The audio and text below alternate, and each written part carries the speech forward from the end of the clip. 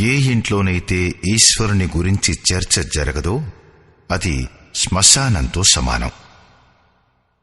ఈనాడు మానవుడు ఎంత బిజీగా ఉన్నాడంటే కావాలనుకున్నా కూడా భజన చేయడానికి అతని వద్ద సమయం లేదు. అలాంటి పరిస్థితుల్లో గీతా సందేశం కర్ణకుహరాలకు చేరితే చాలు, పరమశ్రేయం మరియు సమృద్ధుల సంస్కారాల బీజారోపణ జరిగిపోతుంది. భగవంతుని వాక్కుగల ఈ ఆడియో సీడీ వలన రోజంతా ఆ పరమేశ్వరుని స్మరణ జరుగుతూ ఉంటుంది. మరి ఇదే భజనకు నాంది కూడా.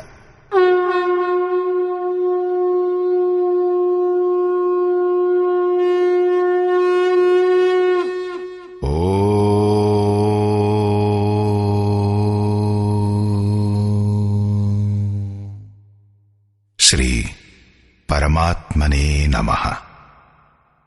యథార్థ గీత, శ్రీమద్భగవద్గీత, 9వ అధ్యాయం. 6వ అధ్యాయం వరకు యోగేశ్వరుడైన శ్రీకృష్ణుడు యోగాన్ని గూర్చి క్రమబద్ధంగా విశ్లేషణ చేశాడు. దాని అసలైన అర్థం యజ్ఞం యొక్క ప్రక్రియ. యజ్ఞం ఆ పరంలో ప్రవేశాన్నిప్పించే ఆరాధన యొక్క విధి విశేషం యొక్క చిత్రణ.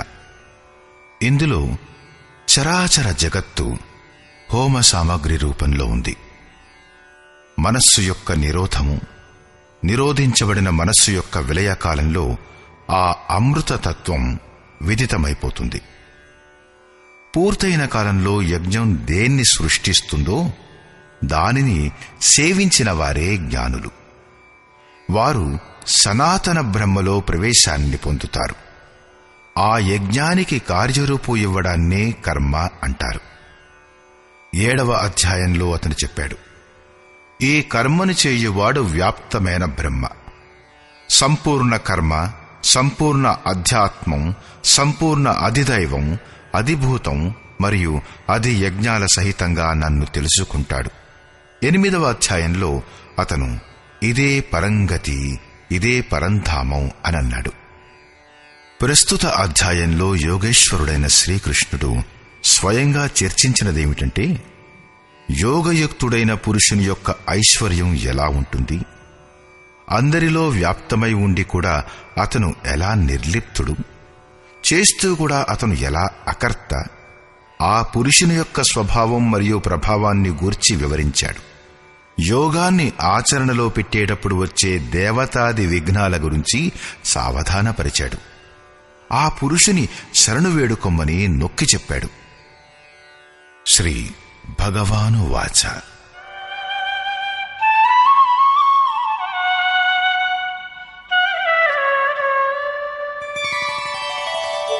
ఇదంతు తే గుహ్యతమం ప్రవక్ష్యామ్యనసూయవే జ్ఞానం విజ్ఞానసహితం యజ్ఞాత్వా మోక్ష్యసే శుభాత్. యోగేశ్వరుడైన శ్రీకృష్ణుడు ఇలా అన్నాడు, అర్జున, అసూయారహితుడవైన నీకు నేను ఈ పరమ గోపనీయ జ్ఞానాన్ని విజ్ఞాన సహితంగా చెబుతాను. అంటే ముక్తి పొందిన తరువాత మహాపురుషుడు ఉండే విధానం కూడా చెబుతాను. ఆ మహాపురుషుడు సర్వత్రా ఒకేసారిగా ఎలా కర్మ చేస్తాడు, అతను జాగృతిని ఎలా ప్రదానం చేస్తాడు, ఆత్మతో కూడి రథుడై ఎల్లప్పుడూ ఎలా ఉంటాడు అనేవి. యత్ జ్ఞాత్వా, దీనిని సాక్షాత్తుగా తెలుసుకుని నీవు దుఃఖసాగరం నుంచి ముక్తుడవైపోతావు. ఆ జ్ఞానం ఎలాంటిది, దీనిని గూర్చంటాడు.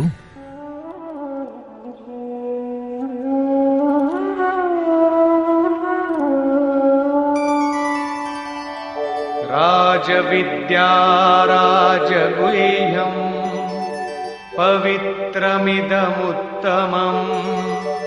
ప్రత్యక్షావగమం ధర్మ్యం సుసుఖం కర్తుమవ్యయం.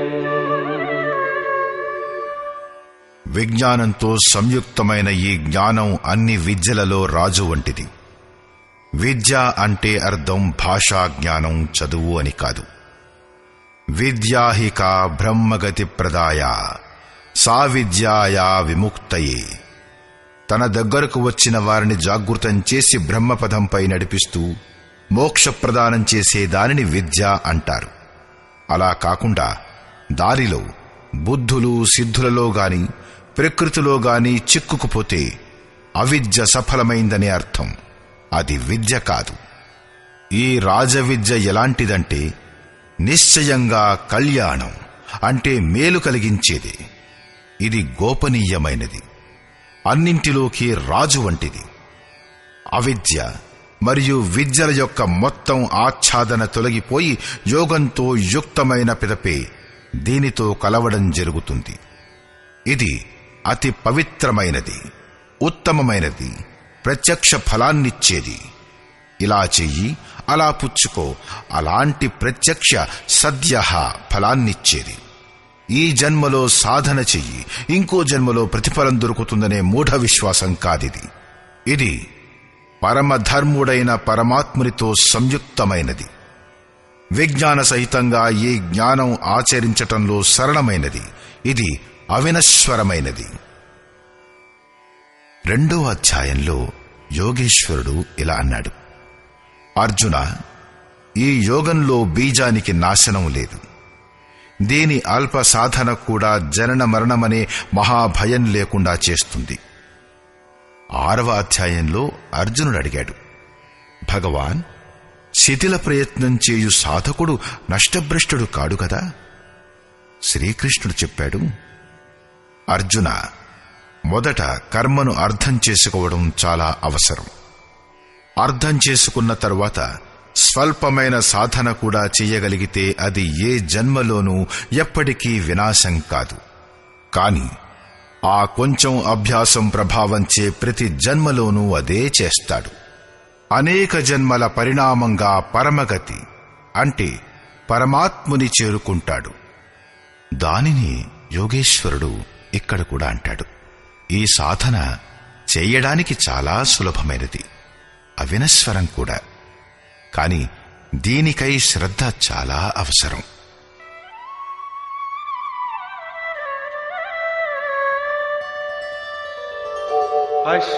అశ్రద్ధధానాః పురుషా ధర్మస్యాస్య పరంతప అప్రాప్య మాం నివర్తంతే మృత్యు సంసారవర్త్మని. పరంతప అర్జున, ఈ ధర్మం పట్ల శ్రద్ధారహితుడైన పురుషుడు నన్ను పొందక సంసార క్షేత్రంలో భ్రమణం చేస్తూ ఉంటాడు. ఇందువల్ల శ్రద్ధ అనివార్యమైనది. మీరు ప్రపంచం కంటే అతీతులా? దీనిని గూర్చంటాడు: మయా తతమిదం సర్వం జగదవ్యక్తమూర్తినా మత్స్థాని సర్వభూతాని న చాహం తేష్వస్థితః. నా యొక్క అవ్యక్త స్వరూపంచే ఈ జగత్తంతా వ్యాప్తమై ఉంది. అంటే నేను ఏ స్వరూపంలో స్థితుడనై ఉన్నానో అది సర్వత్రంగా వ్యాపించి ఉంది. ప్రాణులందరూ నాలో స్థానాన్ని పొందారు, కాని నేను వారిలో స్థితుడనై లేను. ఎందుకంటే నేను అవ్యక్త స్వరూపంలో స్థితుడనై ఉన్నాను. మహాపురుషుడు ఏ అవ్యక్త స్వరూపంలో స్థితుడై ఉన్నాడో అక్కడి నుంచే మాట్లాడతాడు. ఇదే క్రమంగా ఇలా అంటాడు: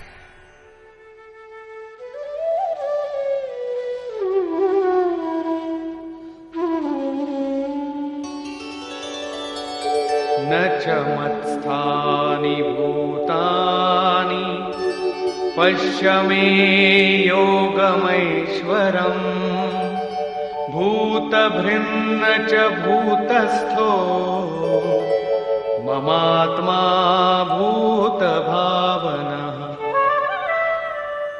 వాస్తవానికి అన్ని భూతాలు కూడా నాలో స్థితమై లేవు. ఎందుకంటే అవి మరణ ధర్మములు, ప్రకృతిని ఆశ్రయించి ఉన్నవి. కాని నా యోగమాయ యొక్క ఐశ్వర్యాన్ని చూడు. జీవధారుల ఉత్పత్తి మరియు పోషణ చేసే నా ఆత్మ భూతాలలో స్థితమై లేదు. నేను ఆత్మస్వరూపుడను కాబట్టి నేను ఆ భూతాలలో స్థితుడనై లేను. ఇదే యోగం యొక్క ప్రభావం. దీనిని స్పష్టం చేయడం కోసం యోగేశ్వరుడు ఒక దృష్టాంతాన్ని చెబుతాడు.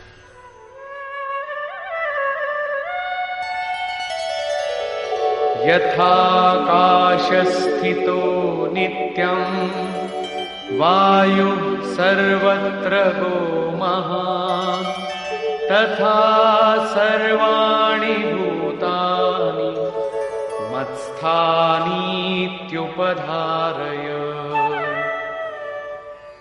ఆకాశంలోనే ఉత్పన్నమయ్యే మహా గొప్ప వాయువు ఆకాశంలోనే ఎల్లప్పుడూ స్థితమై ఉంటుంది.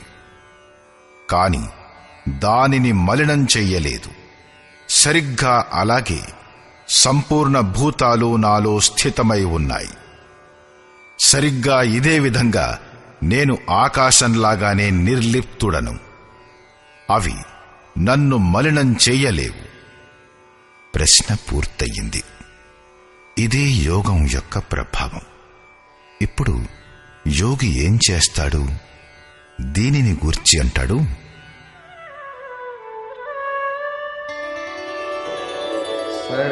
సర్వభూతాని కౌంతేయ ప్రకృతిం యాంతి మామికాం కల్పక్షయే పునస్తాని కల్పాదౌ విసృజామ్యహం.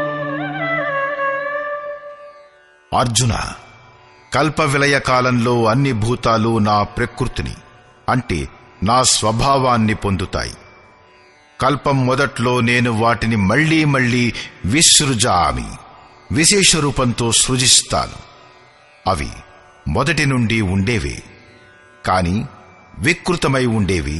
వాటిని సృష్టిస్తాను, అలంకరిస్తాను.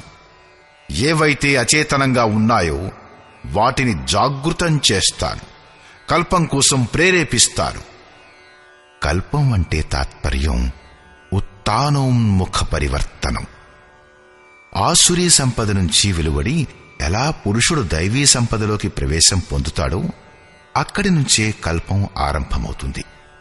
ఎప్పుడైతే ఈశ్వర భావం ప్రాప్తమవుతుందో అప్పుడే కల్పం విలయమైపోతుంది. భజన యొక్క ఆరంభం కల్పం యొక్క ఆది.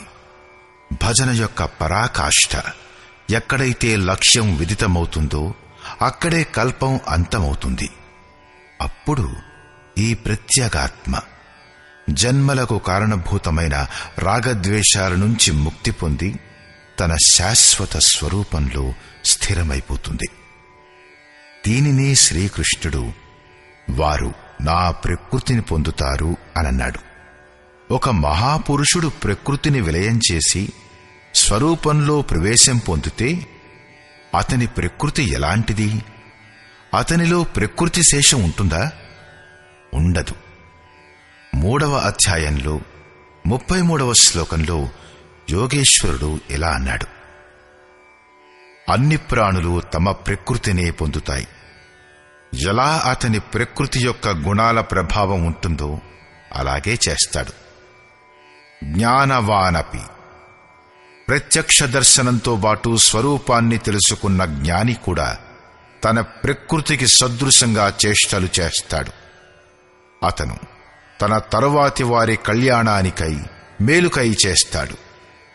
పూర్ణ జ్ఞానుడైన తత్వస్థితుడైన మహాపురుషుడు ఉండే తీరే అతని ప్రకృతి. అతను తన ఈ స్వభావంతోనే వ్యవహరిస్తాడు. కల్పం చివరి కాలంలో లోకులు మహాపురుషుని యొక్క ఈ తీరునే పొందుతారు. మహాపురుషుల యొక్క ఈ కృతిత్వాన్ని మళ్లీ వివరిస్తున్నాడు.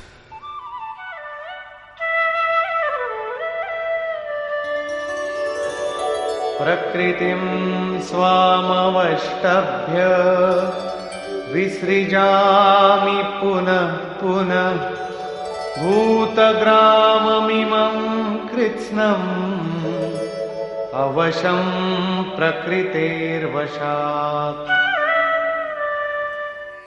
తమ ప్రకృతిని అంటే మహాపురుషులు ఉండే తీరుని స్వీకరించి ప్రకృతేర్వశాత్ తమ తమ స్వభావంలో స్థితమైన ప్రకృతి యొక్క గుణాలచే పరవశమైన ఈ సంపూర్ణ భూతాల సముదాయాన్ని నేను మళ్లీ మళ్లీ విసృజామి విశేషంగా సృజిస్తాను, విశేష రూపంతో అలంకరిస్తాను. వాటిని తమ స్వరూపం వైపుకు అగ్రసరులవ్వడానికి ప్రేరేపిస్తాను. అలాంటప్పుడు మీరు ఈ కర్మచే బంధించబడ్డారు.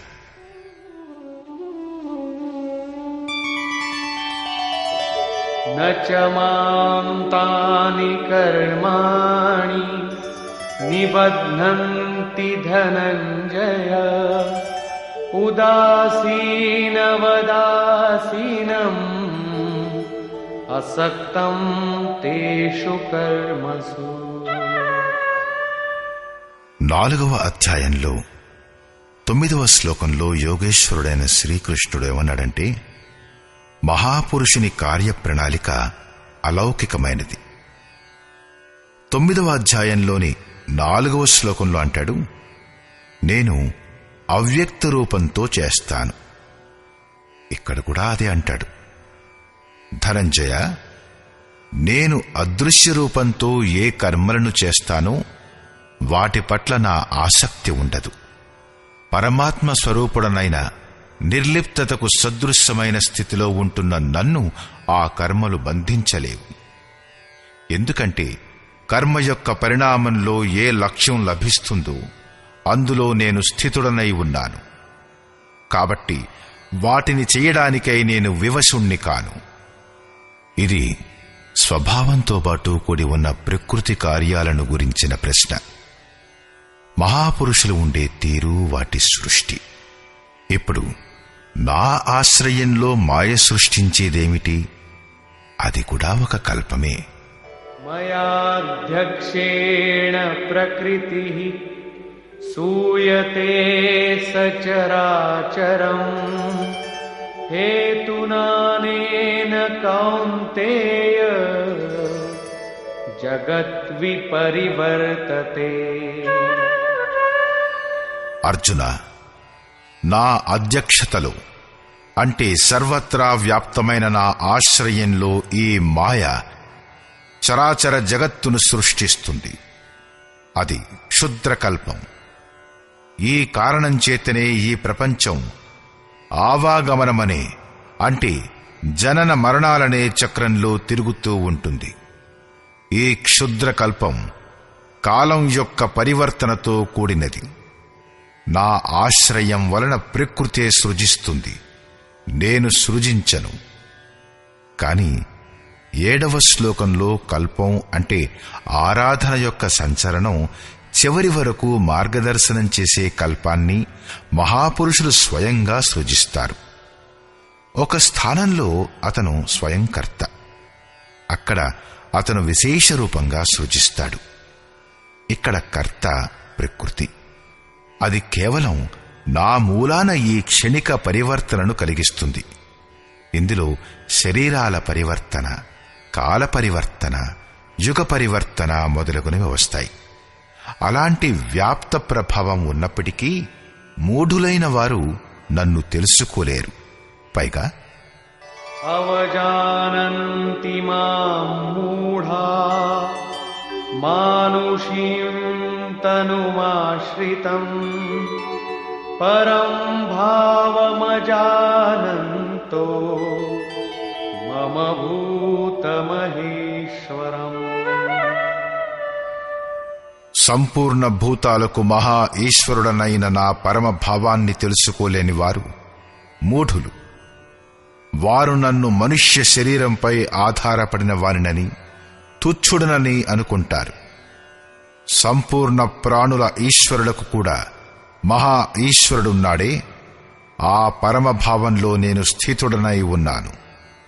కాని మనుష్య శరీరధారుణ్ణి. మూఢులు ఇది తెలుసుకోలేరు. వారు నన్ను మనుష్యుడంటూ సంబోధిస్తారు. వారి దోషం కూడా ఏముంది? వారెప్పుడు చూసినా మహాపురుషుని యొక్క శరీరమే గదా కనిపించేది. మీరు మహా ఈశ్వర భావంలో స్థితుడైనట్లున్నారని ఎలా తెలుసుకోగలరు? వారెందుకు చూడలేరు? దీనిని గుర్చంటాడు.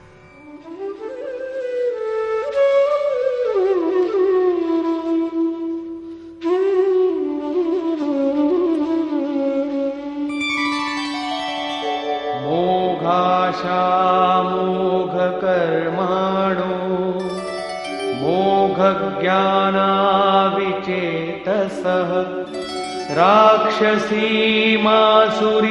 चैव प्रकृतिं मोहिनीं श्रिताः.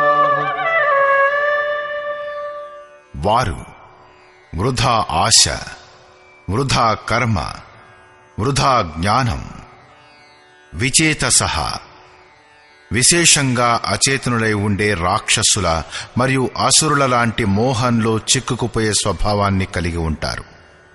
అంటే ఆసురీ స్వభావం గలవారై ఉంటారు. కాబట్టి నన్ను మనుష్యుడనని అనుకుంటారు. అసురత్వం మరియు రాక్షసత్వం అనేవి మనస్సు యొక్క ఒక విశిష్ట స్వభావమే గాని వేరే జాతి లేక జన్మ కాదు. ఆసురీ స్వభావం గలవారు నన్ను తెలుసుకోలేరు. కాని మహాత్ములు నన్ను గుర్తించగలరు. వారు నన్ను భజిస్తారు. महात्मानस्तु मां पार्थ दैवीं प्रकृतिमाश्रिताः भजन्त्यनन्यमनसो ज्ञात्वा भूतादिमं व्ययम्.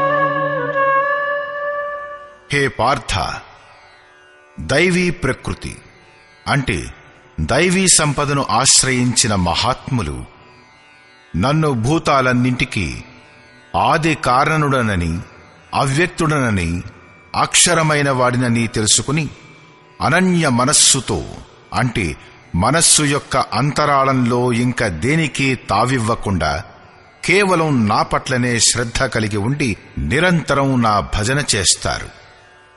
ఏ ప్రకారంగా భజన చేస్తారు? దీనిని గూర్చంటాడు.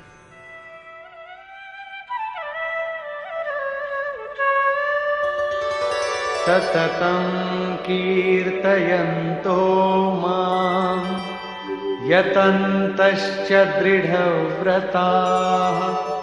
नमस्यन्तश्च मां भक्त्या नित्ययुक्ता उपासते.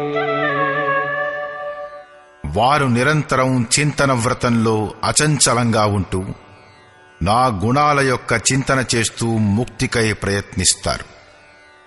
నాకు మళ్లీ మళ్లీ నమస్కారాలు చేస్తూ ఎల్లప్పుడూ నాతో సంయుక్తులై అనన్య భక్తితో నా ఉపాసన చేస్తారు. అవిరళంగా చేస్తూనే ఉంటారు. ఏ ఉపాసన చేస్తారు? అది ఎలా ఉంటుంది?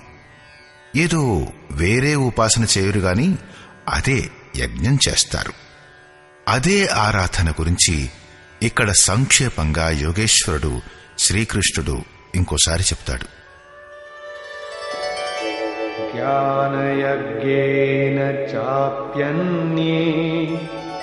यजन्तो मामुपासते एकत्वेन पृथक्त्वेन बहुधा विश्वतो मुखम्. వారిలో కొందరు సర్వవ్యాప్త విరాట్ పరమాత్ముడనైన నా ఉపాసన జ్ఞానయజ్ఞం ద్వారా చేస్తారు. అంటే తమ లాభ నష్టాలను మరియు శక్తిని అర్థం చేసుకుని ఇదే నియతకరమైన యజ్ఞంలో ప్రవృత్తులవుతారు.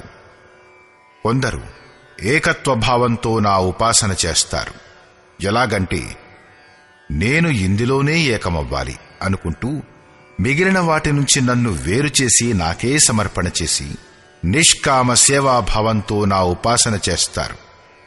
ఇలా చాలా రకాలుగా ఉపాసన చేస్తారు. ఎందుకంటే ఇవన్నీ ఒకే యజ్ఞం యొక్క ఉచ్చ నీచ స్థాయిలు. యజ్ఞం యొక్క ప్రారంభం సేవతో మొదలవుతుంది.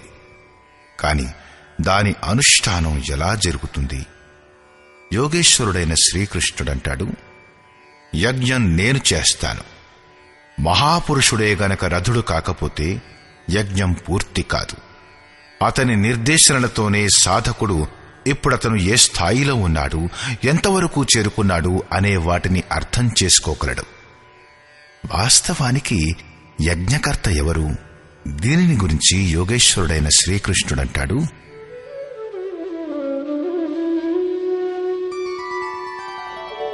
అహం క్రతురహం యజ్ఞః స్వధాహమహమౌషధం మంత్రోహమహమేవాజ్యం అహమగ్నిరహం హుతం. కర్తను నేనే. వాస్తవానికి కర్త వెనక ఉండి ప్రేరకుడి రూపంలో ఎప్పుడూ సంచాలన చేసేది ఇష్టదైవమే. కర్త ద్వారా చేయబడేది నేను ఇచ్చింది. యజ్ఞం నేనే. యజ్ఞం అనేది ఆరాధన యొక్క విధి విశేషం. సమాప్తమైన కాలంలో యజ్ఞం దేనిని సృష్టిస్తుందో ఆ అమృతాన్ని త్రాగే పురుషులు సనాతన బ్రహ్మలో ప్రవేశాన్ని పొందుతారు. స్వధా నేనే అంటే అతీతమైన అనంత సంస్కారాలను విలయం చెయ్యడం, వాటిని తృప్తిపరచడం అనేది నేను ఇచ్చేదే. భవరోగాన్ని నశింపచేసే ఔషధాన్ని నేనే. నన్ను పొంది లోకులు ఈ రోగం నుంచి ముక్తులవుతారు. మంత్రాన్ని నేనే. మనస్సుని శ్వాస యొక్క అంతరాళంలో నిరోధించడమనేది నేను ఇచ్చేదే.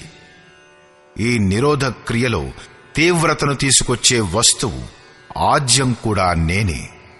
అగ్నిని నేనే. నా ప్రకాశంలోనే మనస్సు యొక్క అన్ని ప్రవృత్తులు విలయమవుతాయి. మరియు ఆహుతి అంటే సమర్పణ కూడా నేనే. ఇక్కడ యోగేశ్వరుడైన శ్రీకృష్ణుడు మాటిమాటికి నేనే నేనే అంటాడు.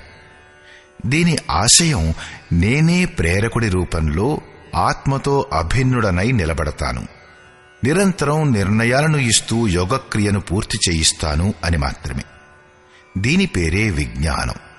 పూజ్య గురువుగారనేవారు, ఎప్పటి వరకు ఇష్టదైవం రథుడై శ్వాస ప్రశ్వాసలపై నియంత్రణ చెయ్యడో అప్పటి వరకు భజన ఆరంభమే కాదు. ఎవరైనా సరే 1,00,000 సార్లు కళ్ళు మూసినా, భజన చేసినా, శరీరాన్ని తప్పింపజేసినా సరే, ఎప్పటి వరకు ఏ పరమాత్ముని కొరకై మన కోరిక కలదో, ఏ స్థాయిలో మనం నిలబడ్డామో అతను ఆ స్థాయికి దిగి ఆత్మతో అభిన్నుడై జాగృతం కాడో అప్పటి వరకు సరైన పరిమాణంలో భజన స్వరూపం అర్థం కాదు. కాబట్టి గురువుగారనేవారు, నా స్వరూపాన్ని పట్టుకో, అన్నీ నేనిస్తాను అని. శ్రీకృష్ణుడు అంటాడు, అన్నీ నా వలన అవుతాయి అని.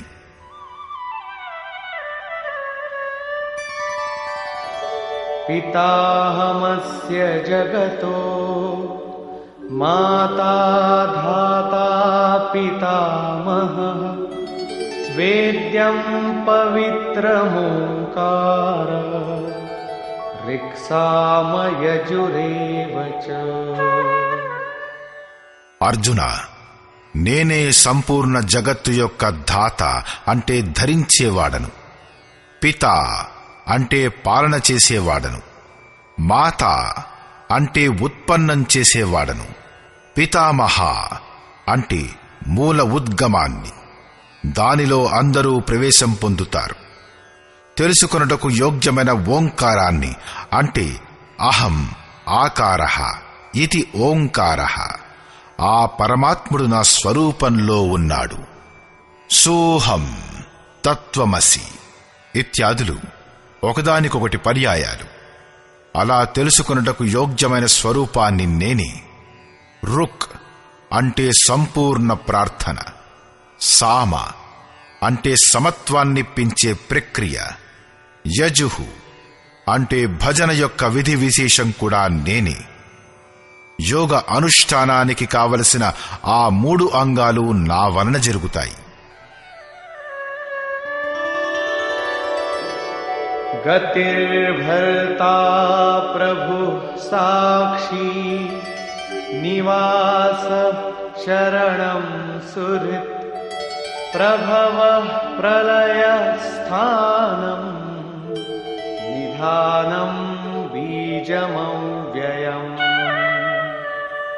హే అర్జున, గతి అంటే ముక్తి పొందడానికి యోగ్యమైన పరమగతిని, భర్త అంటే భరణ పోషణ చేసేవాడను, అందరికీ స్వామిని, సాక్షి అంటే ద్రష్ట రూపంలో స్థితుడనై అంతా తెలుసుకునేవాడిని, అందరి వాసస్థానాన్ని శరణునివ్వడానికి యోగ్యుడను, అకారణమైన ప్రేమికుడను, మిత్రుడను, ఉత్పత్తి మరియు ప్రళయం అంటే శుభాశుభ సంస్కారాల యొక్క విలయం మరియు అవినాశానికి కారణం నేనే.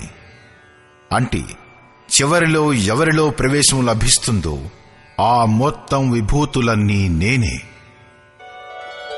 तपाम्यहमहं वर्षं निगृह्णाम्युत्सृजामि च अमृतं चैव मृत्युश्च सदसच्चाहमर्जुन।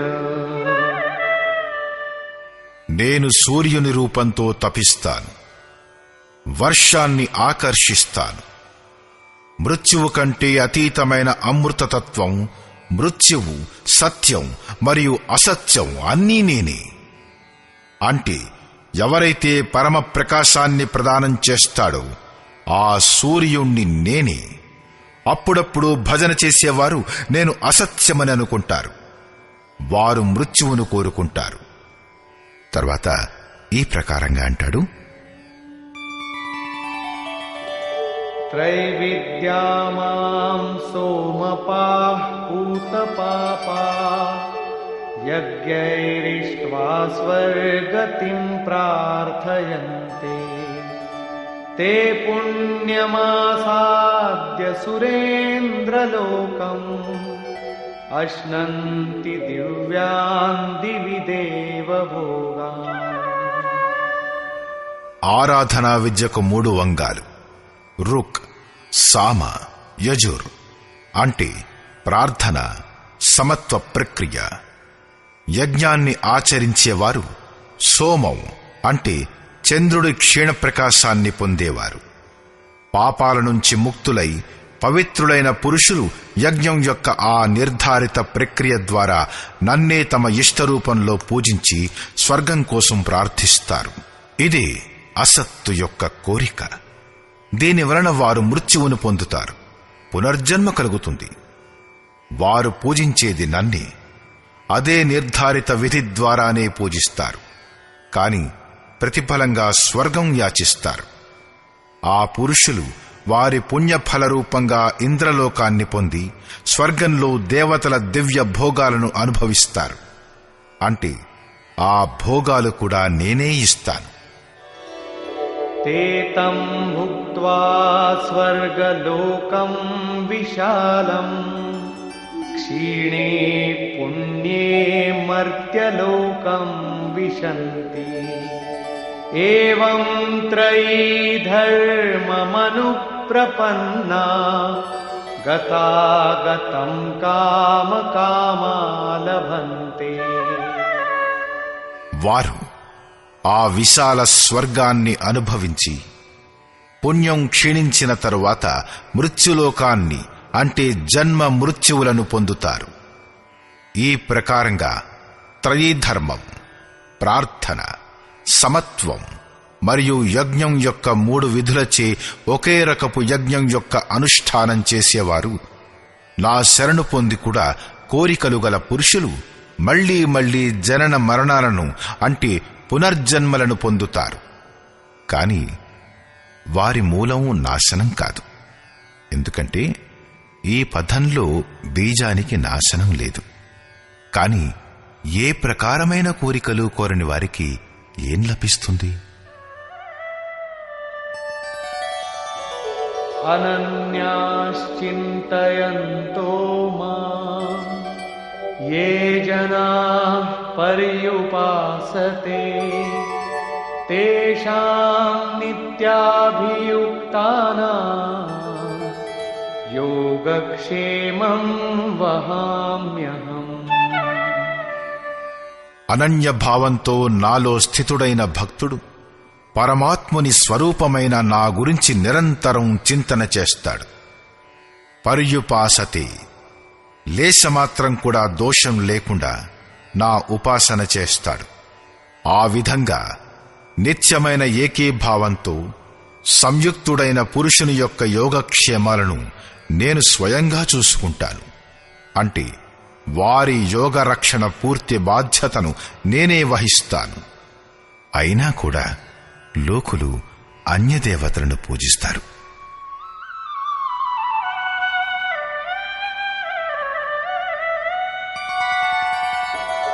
येऽप्यन्यदेवता भक्ता यजन्ते श्रद्धयान्विताः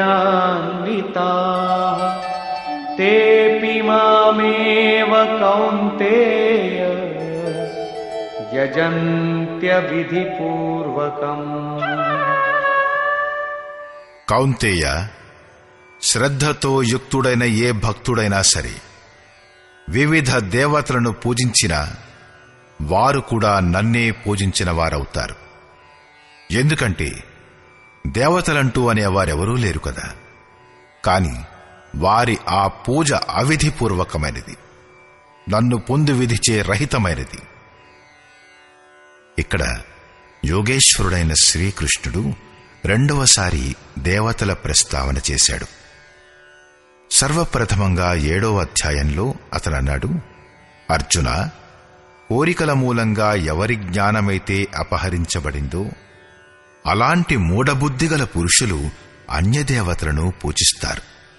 వారు పూజ చేసే చోట దేవత పేరుగల సక్షమమైన శక్తి అంటూ ఏదీ లేదు. కాని రావి చెట్టు, రాయి, భూత భవానీ లేక ఎక్కడైనా సరే వారికి శ్రద్ధ ఏర్పడుతుంది. కాని నిజానికి అక్కడ ఎలాంటి దేవత లేదు. నేను సర్వత్రా ఉన్నాను. ఆ స్థానంలో నేనే నిలబడి వారి దైవీ శ్రద్ధను ఆయా స్థానాలలో స్థిరపరుస్తాను. నేనే ప్రతిఫలం విధానాన్ని ఏర్పాటు చేస్తాను, ప్రతిఫలాన్నిస్తాను.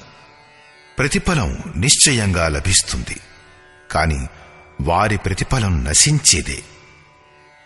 ఈరోజు ఉంటే రేపు అనుభవించడానికి ఉంటుంది, మరుసటి రోజు వినష్టమైపోతుంది. కాని నా భక్తుడు నాశనం కాడు. అపహరించబడిన జ్ఞానం గల ఆ మూఢ బుద్ధి గలవారే అన్యదేవతలను పూజిస్తారు. ప్రస్తుత అధ్యాయం 9లో 23 నుంచి 25వ శ్లోకం వరకు యోగేశ్వరుడైన శ్రీకృష్ణుడు మళ్లీ ఇలా చెబుతాడు, అర్జున, ఎవరైనా సరే శ్రద్ధతో వివిధ దేవతలను పూజిస్తారో వారు నిజానికి నన్నే పూజిస్తారు. కాని అవిధిపూర్వకంగా చేస్తారు. అక్కడ దేవతలు అనే పేరుతో సక్షమమైన వస్తువంటూ ఏదీ లేదు. వారిని పొందడానికి చేసిన విధానం తప్పు. ఇప్పుడు కలిగే ప్రశ్న ఏమిటంటే, వారు కూడా అప్రత్యక్షంగా మిమ్మల్నే పూజిస్తారు, ప్రతిఫలాన్ని పొందుతారు కూడా. మరి అందులో దోషం ఏమిటి? అహం హి సర్వయజ్ఞానాం భోక్తా చ ప్రభురేవ చ నతు మామభిజానంతి తత్వేనాతశ్చవంతి తే. సంపూర్ణ యజ్ఞాల యొక్క భోక్త అంటే యజ్ఞం ఎవరిలోనైతే విలయమవుతుందో, యజ్ఞ పరిణామంగా ఎవరు దొరుకుతారో అది నేనే. స్వామిని కూడా నేనే. కాని వారు నన్ను తత్వంతో సహా తెలుసుకోలేరు. కాబట్టి చవంతి, పడిపోతారు, పతనం చెందుతారు. అంటే వారప్పుడప్పుడు అన్యదేవతల పాల్పడతారు. ఎప్పటి వరకు తత్వంతో సహా తెలుసుకోలేరు అప్పటి వరకు కోరికల నుండి కూడా పతనమైపోతారు. వారి గతేమిటి?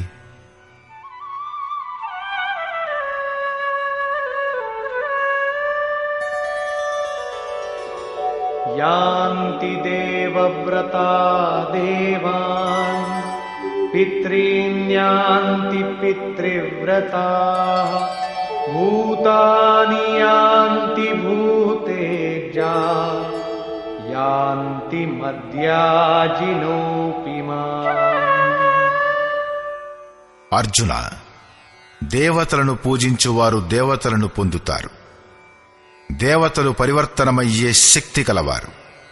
వారు తమ సత్కర్మానుసారంగా జీవనాన్ని గడుపుతారు. పితరులను పూజించువారు పితరులనే పొందుతారు. అంటే అతీతంలోనే చిక్కుకుపోయి ఉంటారు. భూతాలను పూజించువారు భూతాలవుతారు, శరీరాన్ని ధరిస్తారు. కాని నా భక్తుడు నన్నే పొందుతాడు. వారు సాక్షాత్తుగా నా స్వరూపులవుతారు. వారు పతనం కారు. ఇంతేకాదు, నన్ను పూజించే విధానం కూడా సరళమైనది. పత్రం పుష్పం ఫలం తోయం యో మే భక్త్యా ప్రయచ్చతి తదహం భక్త్యుపహృతం అశ్నామి ప్రయతాత్మనః. భక్తి ఇక్కడి నుంచే మొదలవుతుంది.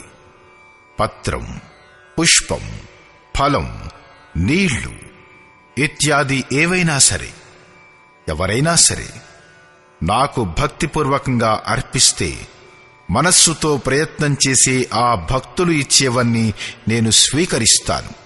కాబట్టి యత్కరోషి యదశ్నాసి యజ్జుహోషి దదాసి యత్తపస్యసి కౌంతేయ తత్కురుష్వ మదర్పణం. అర్జున, నీవు ఏ కర్మ చేసినా, ఏది తిన్నా, ఏది ఆహుతి ఇచ్చినా, ఏది సమర్పించినా, దానం ఇచ్చినా, మనస్సు సహితంగా ఇంద్రియాలను నా అనుగుణంగా తపింపచేసినా అవన్నీ నాకే అర్పించు. అంటే నా పట్ల సమర్పిత భావం కలిగి ఇవన్నీ చెయ్యుము. సమర్పణ చెయ్యడం వలన యోగం యొక్క క్షేత్రానికి సంబంధించిన బాధ్యతను నేను గ్రహిస్తాను. శుభాశుభఫలైరేవం మోక్ష్యసే కర్మబంధనైః సన్యాసయోగయుక్తాత్మా విముక్తో మాముపైష్యసి. ఈ ప్రకారంగా సర్వస్వం యొక్క న్యాసం అంటే సన్యాసయోగంతో యుక్తమై ఉన్న నీవు శుభాశుభ ఫలాలనిచ్చే కర్మల బంధాల నుండి విముక్తుడవై నన్ను పొందుతావు. యోగేశ్వరుడు క్రమబద్ధంగా సాధన మరియు దాని పరిణామం గురించి వివరించాడు. మొదటి పత్రం, పుష్పం, ఫలం, జలం వీటిని పూర్తి శ్రద్ధతో అర్పణ. రెండవదిగా సమర్పణతో కూడిన కర్మ యొక్క ఆచరణ. ఇంకా మూడవది పూర్ణ సమర్పణతో సర్వస్వత్యాగం. వీటి ద్వారా కర్మబంధాల నుండి విముక్తి లభిస్తుంది. ముక్తి వలన ఏం లభిస్తుంది అంటే ఇలా అన్నాడు, నన్ను పొందవచ్చు అని. ఇక్కడ ముక్తి మరియు ప్రాప్తి పొందటం అనేవి ఒకదానికొకటి పూరకాలు. మిమ్ములను ప్రాప్తి పొందుటయే ముక్తి అయితే దానివలన లాభం ఏమిటి? దీనిని గూర్చంటాడు,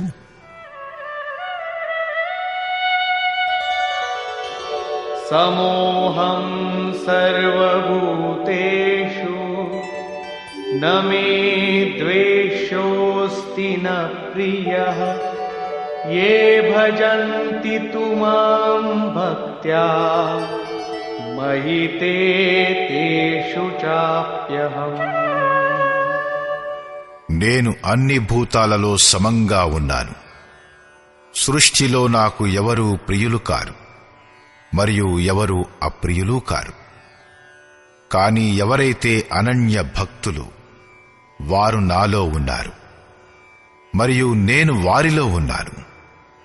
ఇదే నా బంధుత్వం. అతనిలో పరిపూర్ణుడనైపోతాను.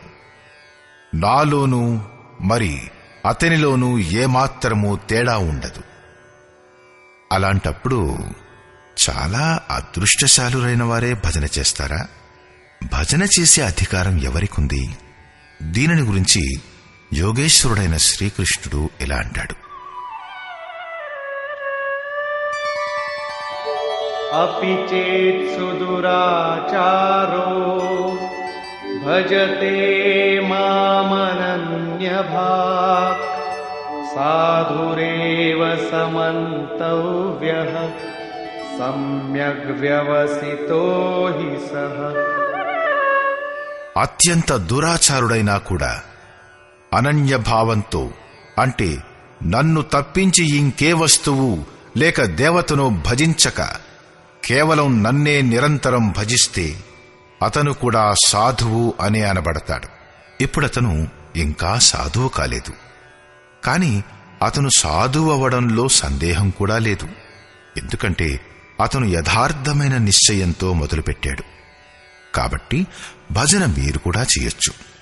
కాని ఒకే ఒక షరతు ఏమిటంటే మీరు మనుష్యులై ఉండాలి. ఎందుకంటే మనుష్యుడే యథార్థమైన నిశ్చయం కలవాడవుతాడు. గీత పాపులను ఉద్ధరిస్తుంది. क्षिप्रं भवति धर्मात्मा शश्वच्छान्तिं निगच्छति कौन्तेय प्रतिजानीहि न मे भक्तः प्रणश्यति. ఈ భజన యొక్క ప్రభావం వలన ఆ దురాచారుడు కూడా శీఘ్రంగానే ధర్మాత్ముడైపోతాడు. పరమధర్మ పరమాత్మునితో సంయుక్తుడైపోతాడు. ఎల్లప్పుడూ ఉండే పరమశాంతిని పొందుతాడు. కౌంతేయ, నా భక్తుడు ఎప్పటికీ నష్టం కాడనే ఈ నిశ్చయపూర్వకమైన సత్యాన్ని నీవు తెలుసుకొనుము. ఒక జన్మలో గనక దాటలేకపోతే తరువాత జన్మల్లో కూడా అదే సాధన చేసి శీఘ్రంగానే పరమశాంతిని పొందుతాడు.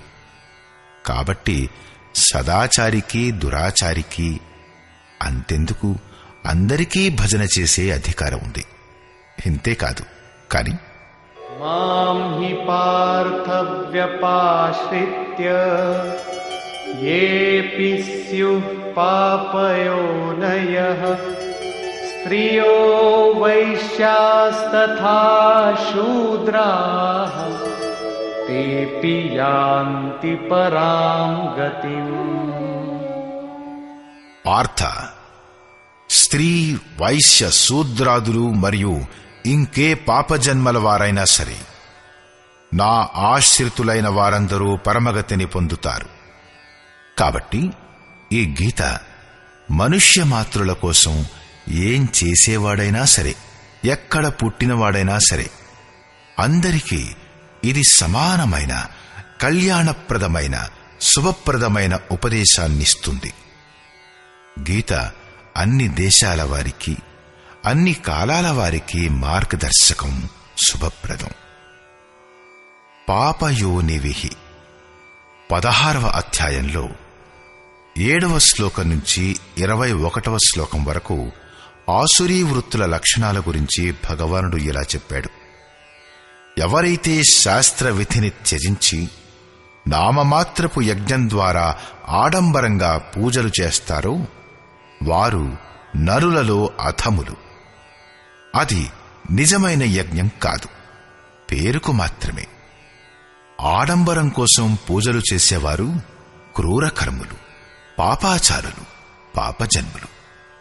పరమాత్మనైన నన్ను ద్వేషించేవారే పాపులు. వైశ్య, శూద్ర అనే వర్గాలు భగవత్పదంలోని మెట్లు. స్త్రీల పట్ల ఒకప్పుడు గౌరవభావం, మరొకప్పుడు హీనభావం ఉండేది. కాని యోగ ప్రక్రియలో స్త్రీ మరియు పురుషులు ఇద్దరికీ సమానమైన ప్రవేశం ఉంది.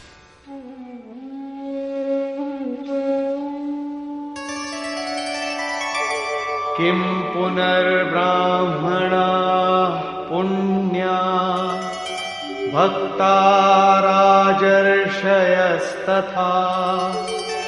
अनित्यमसुखं लोकम् इमं प्राप्य भजस्व माम्. అలాంటప్పుడు బ్రాహ్మణ మరియు క్షత్రియ శ్రేణి భక్తుల గురించి ఏం చెప్పాలి? బ్రాహ్మణం అనేది ఒక దశా విశేషమే. అందులో బ్రహ్మలో ప్రవేశం ఇప్పించే అన్ని యోగ్యతలు ఉంటాయి. శాంతి, ఆర్జవం, అనుభవంతో కూడిన ఉపలబ్ధి, ధ్యానం మరియు ఇష్టదైవం యొక్క నిర్దేశానుసారం ఎవరిలోనైతే ఆచరణ చేసేటటువంటి సామర్థ్యం ఉంటుందో ఇవే బ్రాహ్మణ దశకు లక్షణాలు. రాజర్షులైన క్షత్రియులలో బుద్ధుల సిద్ధుల సంచారం, శౌర్యం, ఆధిపత్య భావం, వెనుకంజ వేయని స్వభావం ఉంటాయి. ఈ యోగ స్థాయిని చేరిన యోగులు తరించిపోగలరు. వారి గురించి ఇంకేం చెప్పాలి? కాబట్టి అర్జున, నీవు సుఖరహిత క్షణభంగురమైన ఈ మనుష్య శరీరాన్ని పొంది నన్నే భజించు. ఈ నశ్వర శరీరం పట్ల మమకారం, దాని పోషణలో సమయాన్ని వ్యర్థం చెయ్యవద్దు. యోగేశ్వరుడైన శ్రీకృష్ణుడు ఇక్కడ 4వసారిగా బ్రాహ్మణ, క్షత్రియ, వైశ్య, శూద్రుల గురించి చర్చించాడు. 2వ అధ్యాయంలో అతనన్నాడు, క్షత్రియుడికి కళ్యాణం కోసం యుద్ధం కన్నా వేరే మార్గం లేదు.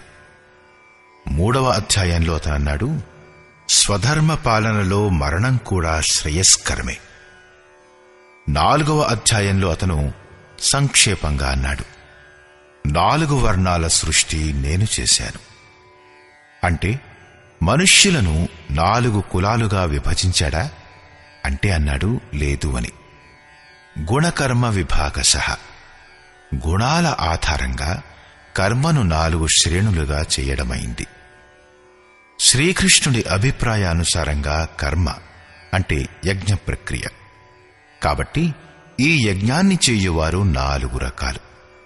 ప్రవేశకాలంలో ఈ యజ్ఞకర్త శూద్రుడు, అల్పజ్ఞుడు. కొంచెం చేయడం నేర్చుకున్నాక ఆత్మిక సంపత్తిని చేకూర్చుకుంటే అదే యజ్ఞకర్త వైశ్యుడైపోతాడు. దీనికంటే ఉన్నతైనప్పుడు, ప్రకృతి యొక్క 3 గుణాలను ఖండించే సామర్థ్యం వచ్చినప్పుడు అదే సాధకుడు క్షత్రియ శ్రేణికి చెందుతాడు. ఎప్పుడైతే ఇదే సాధకుడి స్వభావంలో బ్రహ్మలో ప్రవేశం కలిగించే యోగ్యతలు వస్తాయో అప్పుడు అతనే బ్రాహ్మణుడు.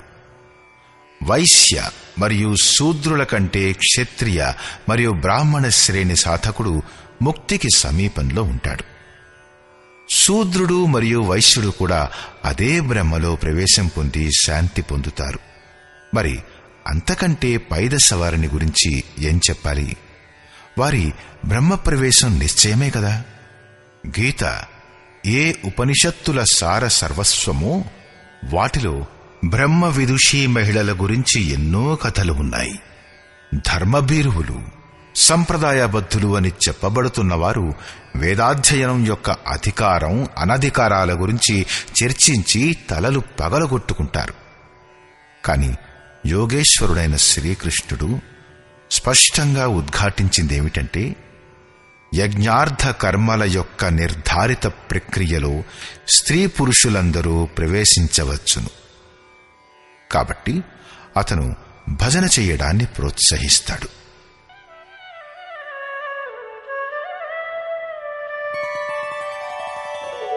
మన్మనా భవ మద్భక్తో మద్యాజీ మాం నమస్కురు మామే వైష్యసి యుక్త్వైవం ఆత్మానం మత్పరాయణః. అర్జున, నాపై మనస్సు గలవాడవు కమ్ము. నేను కాక ఇంకొక భావం మనస్సులోకి రానేకూడదు. నా అనన్య భక్తుడవు కమ్ము. అనవరతముగా చింతనలో ఉండు. శ్రద్ధాసహితంగా నన్నే నిరంతరము పూజించు. నాకే నమస్కారము చెయ్యి. ఈ ప్రకారంగా నా శరణు జొచ్చి ఆత్మను నాతో ఏకీభావంతో స్థితం చేస్తే నీవు నన్నే పొందుతావు. అంటే నాతో ఏకత్వాన్ని పొందవచ్చు. సారాంశం: ఈ అధ్యాయం ఆరంభంలో శ్రీకృష్ణుడు ఇలా చెప్పాడు: అర్జున, దోషరహిత భక్తుడవైన నీకోసం నేను ఈ జ్ఞానాన్ని విజ్ఞాన సహితంగా చెబుతాను. దీనిని తెలుసుకున్న పిదప తెలుసుకోవలసింది ఇంకేదీ కూడా ఉండదు. దీనిని తెలుసుకుని నీవు సంసార బంధం నుంచి ముక్తుడవైపోతావు. ఈ జ్ఞానం సమస్త విద్యలలో శ్రేష్టమైనది. పరమబ్రహ్మలో ప్రవేశం ఇప్పించేదే అసలైన విద్య. ఈ జ్ఞానం దానికి కూడా రాజు, అంటే నిశ్చయంగా కళ్యాణం, అంటే మేలు కలిగించేది. ఇది సమస్త గోపనీయ విషయాలలో కూడా శ్రేష్టమైనది. గోపనీయ వస్తువును కూడా ప్రత్యక్షం చేయించేది. ఇది ప్రత్యక్ష ఫలాన్నిచ్చేది. సాధన చెయ్యడంలో సుగమమైనది మరియు నశ్వరము కానిది. స్వల్పంగానైనా దీని సాధన చెయ్యగలిగితే దీనికి ఎప్పటికీ నాశనం లేదు. పైపెచ్చు దీని ప్రభావం వలన ఆ పరమశ్రేయం వరకు చేరవచ్చును. కాని దీనిలో ఒక షరతు: శ్రద్ధావిహీనుడైన పురుషుడు పరమగతిని పొందక సంసార చక్రంలో చిక్కుకొనిపోతాడు. యోగేశ్వరుడైన శ్రీకృష్ణుడు యోగం యొక్క మహత్వం గూర్చి కూడా వివరణ ఇచ్చాడు. దుఃఖ సంయోగంతో వియోగమే యోగం. అంటే ఏదైతే సంసారం యొక్క సంయోగ వియోగాలచే రహితమైందో దాని పేరే యోగం. పరమాత్మనిలో కలవడమే యోగం యొక్క పరాకాష్ఠ. ఎవరైతే ఇందులో ప్రవేశం పొందారో ఆ యోగి యొక్క ప్రభావాన్ని గమనించు. సమస్త భూతాలకు ప్రభువును మరియు జీవధారుల పోషించున్నదైనప్పటికీ నా ఆత్మ ఆ భూతాలలో స్థితమై లేదు. నేను ఆత్మస్వరూపంలో స్థితమై ఉన్నాను. నేను ఆత్మనే. ఎలాగైతే ఆకాశంలో ఉత్పన్నమై సర్వత్రా చరించే వాయువు ఆకాశంలో స్థితమై ఉన్నా దానిని మలినం చెయ్యలేవు, అలాగే సమస్త భూతాలు నాలో స్థితమై ఉన్నా వాటిలో లిప్తుడను కాను. అర్జున, కల్ప ప్రారంభంలో నేను భూతాలను విశేషంగా సృష్టిస్తాను, అలంకరిస్తాను. మరియు కల్పం పూర్తయ్యే కాలంలో సంపూర్ణ భూతాలు నా ప్రకృతిని, అంటే యోగారూఢుడైన మహాపురుషుడు ఉండే తీరుని, వారి అవ్యక్త భావాన్ని పొందుతాయి. మహాపురుషుడు ప్రకృతి కంటే అతీతమైన వాడే. కాని బ్రహ్మ ప్రాప్తి పెదప స్వభావ, అంటే స్వయంలో స్థితుడై ఉంటూ లోక కళ్యాణం కోసం ఏ కర్మ చేస్తాడో అది అతని ఒక రకపు జీవన విధానం. అతని జీవన విధానపు కార్యకలాపాలను ఆ మహాపురుషుని ప్రకృతి అంటూ చెప్పారు. ఒక సృష్టికర్తను నేను. భూతాలను కల్పం కోసం ప్రేరేపిస్తాను. ఇంకో సృష్టికర్త త్రిగుణాత్మకమైన ప్రకృతి. అది నా నీడన చరాచర భూతాలను సృష్టిస్తుంది. అది కూడా ఒక కల్పమే. అందులో శరీర పరివర్తనం, స్వభావ పరివర్తనం, మరి కాల పరివర్తనం అనేవి నిహితమై ఉంటాయి. గోస్వామి తులసీదాసు కూడా అదే అంటారు. ఏక్ దుష్ట్ అతిశయ దుఃఖ రూప, జాబస్ జీవు పరాభవ కూప. ప్రకృతికి రెండు భేదాలు, విద్య మరియు అవిద్య. దీనిలో అవిద్య దుష్టమైనది, దుఃఖరూపమైనది. దీనికి వివశమై జీవుడు భవకూపంలో ఉన్నాడు. దీనిచే ప్రేరితమైన జీవుడు కాలము, కర్మ, స్వభావము మరియు గుణములచే చుట్టబడతాడు. రెండవది విద్యామాయ. దీనినే శ్రీకృష్ణుడు నేను రచిస్తాను అంటాడు. గోస్వామి తులసీదాసు అభిప్రాయంలో ప్రభువే మాయని రచించాడు. ఏక రచయీ జగగుణ బస్ జాకే, ప్రభు ప్రేరిత నహిం నిజ బలతాకే. ఇది జగత్తును సృష్టిస్తుంది. దీన్ని ఆశ్రయించుకుని గుణాలు ఉన్నాయి. కళ్యాణకారి అయిన గుణాలు కేవలం ఈశ్వరునిలోనే ఉన్నాయి. ప్రకృతిలో ఎలాంటి గుణమూ లేదు, అది నశించున్నది. విద్యలో ప్రభువే ప్రేరకుడై క్రియ చేస్తాడు. ఈ ప్రకారంగా కల్పాలు 2 రకాలు. ఒకటి వస్తుకల్పం, అది శరీరాన్ని మరియు కాలాన్ని పరివర్తనం చేస్తుంది. కాని ఈ పరివర్తనను ప్రకృతే నా ఆశ్రయంలో ఉంటూ చేస్తుంది. కాని దీనికంటే గొప్పదైన కల్పం ఆత్మకు నిర్మల స్వరూపాన్ని ప్రదానం చేసేది. దానిని సింగారించేది మహాపురుషులే. వారు అచేతనములైన భూతాలను సచేతనాలుగా చేస్తారు. భజన ప్రారంభమే ఈ కల్పానికి మొదలు. భజన యొక్క పరాకాష్ఠే ఈ కల్పానికి అంతం. ఈ కల్పం భవరోగాన్ని పూర్తిగా నయం చేసి శాశ్వత బ్రహ్మలో ప్రవేశం ఇప్పిస్తుంది. ఆ ప్రవేశకాలంలో యోగి నేనుండే తీరును, నా స్వరూపాన్ని పొందుతాడు.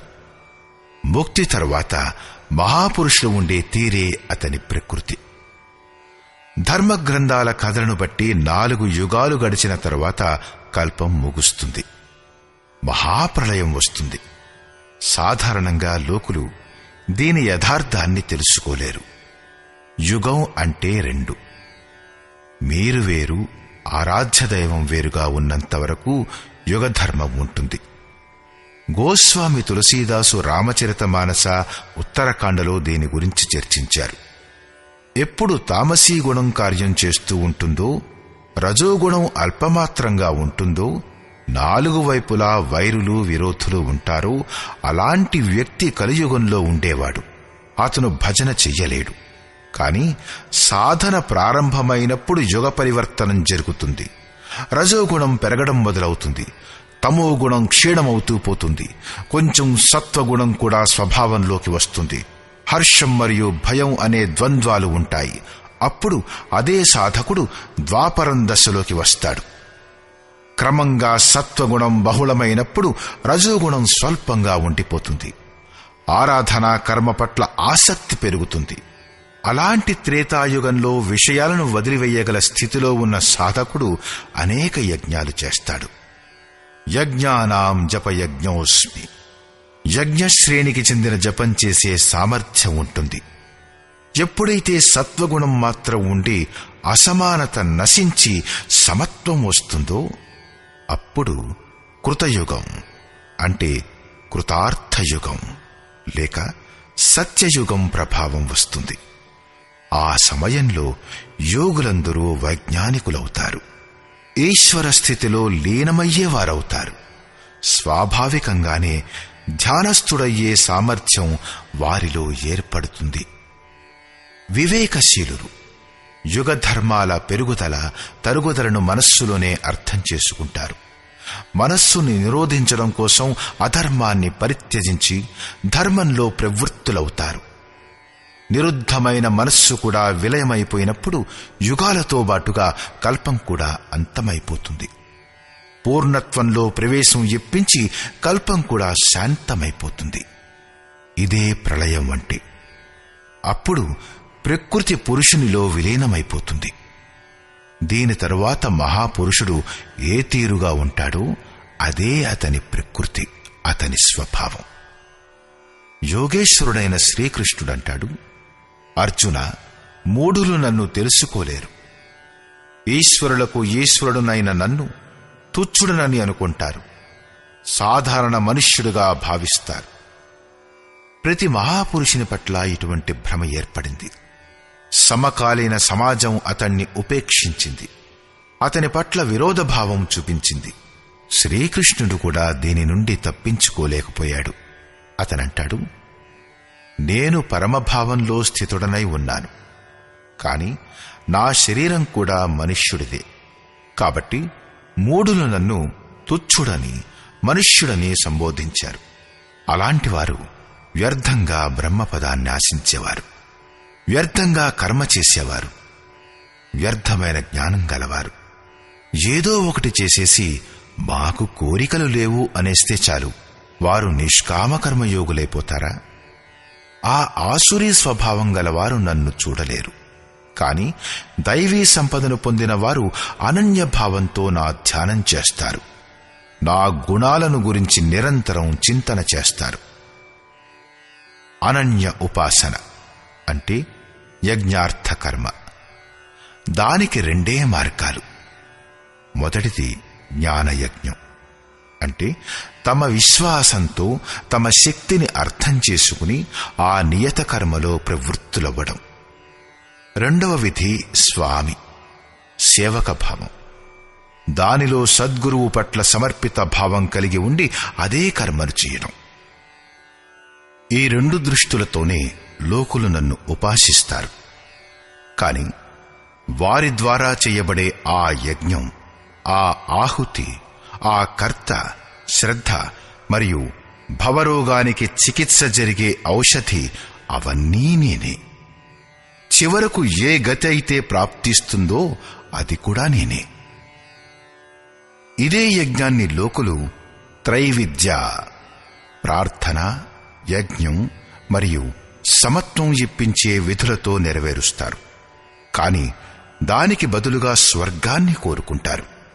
అప్పుడు నేను స్వర్గాన్ని కూడా ఇస్తాను. దాని ప్రభావం వలన వారు ఇంద్ర పదవిని పొందుతారు. దీర్ఘకాలం దాకా దానిని అనుభవిస్తారు. కాని పుణ్యం క్షీణించినప్పుడు వారు పునర్జన్మను పొందుతారు. వారి క్రియ సరి అయినదే, కాని భోగాలను కోరుకోవడం వలన పునర్జన్మను పొందుతారు. కాబట్టి భోగాలను కోరుకోరాదు. ఎవరైతే అనన్యభావంతో, అంటే నేను తప్పించి ఇంకొకరు లేరు ఇలాంటి భావంతో నిరంతరం నా చింతన చేస్తారో, లేశమాత్రం కూడా లోటు ఉండనివ్వరో, అలా ఎవరైతే నా భజన చేస్తారో వారి యోగ రక్షణ భారాన్ని నేను వహిస్తాను. ఇంత జరిగినా కూడా కొందరు అన్యదేవతలను పూజిస్తారు. అట్టివారు కూడా నన్నే పూజిస్తారు, కాని అది నన్ను పొందే విధి కాదు. సంపూర్ణ యజ్ఞాల భోక్తగా వారు నన్ను తెలుసుకోలేరు. అంటే వారి పూజలకు ఫలంగా నేను లభించను. కాబట్టి వారు పతనమైపోతారు. వారు దేవతలు, భూతాలు లేక పితరులనే కల్పిత రూపాలలో నివసిస్తారు. అలాగాక నా భక్తులు సాక్షాత్తు నాలో నివసిస్తారు, నా స్వరూపులైపోతారు. యోగేశ్వరుడైన శ్రీకృష్ణుడు యజ్ఞార్థ కర్మలు చాలా సుగమమని చెప్పాడు. ఎవరైనా సరే ఫలం, పుష్పం ఏదైనా సరే శ్రద్ధతో సమర్పిస్తే నేను స్వీకరిస్తాను. కాబట్టి అర్జున, నీవు ఎంత ఆరాధన చేసినా సరే నాకే సమర్పించు. ఎప్పుడైతే సర్వస్వః న్యాసమైపోతుందో అప్పుడు యోగంతో యుక్తుడవైన నీవు కర్మబంధాల నుండి ముక్తుడవైపోతావు. ఆ ముక్తి నా స్వరూపమే. ప్రపంచంలోని ప్రాణులందరూ నావారే. ఏ ప్రాణిపైనా నాకు ప్రేమ లేదు, ద్వేషమూ లేదు. నేను తటస్థుడను. కాని ఎవరైతే నా అనన్య భక్తులో, నేను వారిలో ఉంటాను, వారు నాలో ఉన్నారు. అత్యంత దురాచారుడు, ఘోర పాపి అయినా సరే అనన్య శ్రద్ధాభక్తులతో నా భజన చేస్తే వారు సాధువులుగానే భావించబడతారు. వారి నిశ్చయం స్థిరమైనది. అయితే వారు శీఘ్రంగానే పరమాత్ముడితో సంయుక్తమైపోతారు. నిత్యమైన పరమశాంతిని పొందుతారు. ధార్మికుడెవరన్నది ఇక్కడ శ్రీకృష్ణుడు స్పష్టం చేశాడు. సృష్టిలో జన్మించే ఏ ప్రాణి అయినా సరే అనన్యభావంతో ఒక్క పరమాత్ముడి భజన చేస్తే, అతడి చింతన చేస్తే శీఘ్రంగానే ధార్మికుడైపోతాడు. కాబట్టి ఎవరైనా ఒకే పరమాత్ముణ్ణి స్మరిస్తే అతనే ధార్మికుడు. చివరిలో అతని పట్ల విశ్వాసం ఉన్నప్పుడు అతనేం చేస్తాడో చెబుతాడు. అర్జున, నా భక్తుడు ఎప్పటికీ నశించడు. శూద్రుడైనా, నీచుడైనా, ఆదివాసుడైనా, పురుషుడైనా లేదా స్త్రీ అయినా లేక పాపజన్ముడైనా, తిర్యగ్జన్ముడైనా కూడా నా శరణుజొచ్చి పరమశ్రేయాన్ని పొందుతాడు. కాబట్టి అర్జున, సుఖరహితమైన, క్షణభంగురమైన, దుర్లభమైన మనుష్య శరీరాన్ని పొందినందువలన నా భజన చెయ్యి. అలాంటప్పుడు బ్రహ్మలో ప్రవేశం ఇప్పించే అర్హతలతో యుక్తుడైన ఆ బ్రాహ్మణుని గురించి గాని, లేక రాజర్షిత్వ స్థాయిలో భజన చేసే ఆ యోగి గురించి గాని చెప్పేదేముంటుంది? వారు తరించిపోయినట్లే.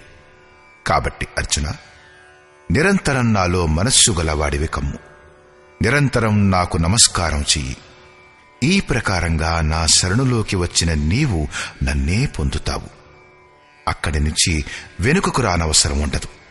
అంటే పునర్జన్మ ఉండదు. ప్రస్తుత అధ్యాయంలో శ్రీకృష్ణుడు స్వయంగా జాగృతం చేసే ఆ విద్యను చర్చించడమైంది.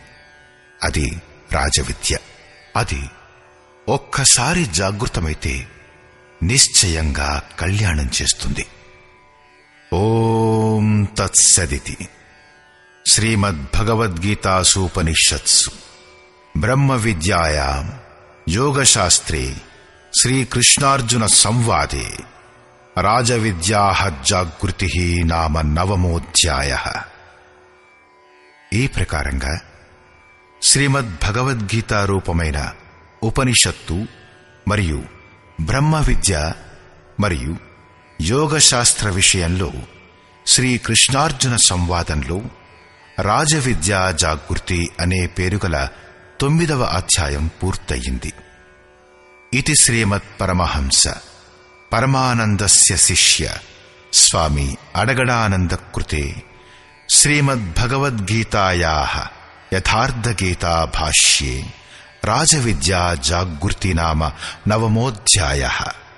ఈ ప్రకారంగా శ్రీమత్ పరమహంస పరమానంద గారి శిష్యుడు స్వామి అడగడానంద గారిచే రచించబడిన శ్రీమద్భగవద్గీత యొక్క భాష్యం యథార్థగీతలో రాజవిద్యా జాగృతి అనే 9వ అధ్యాయం పూర్తయింది. హరి ఓం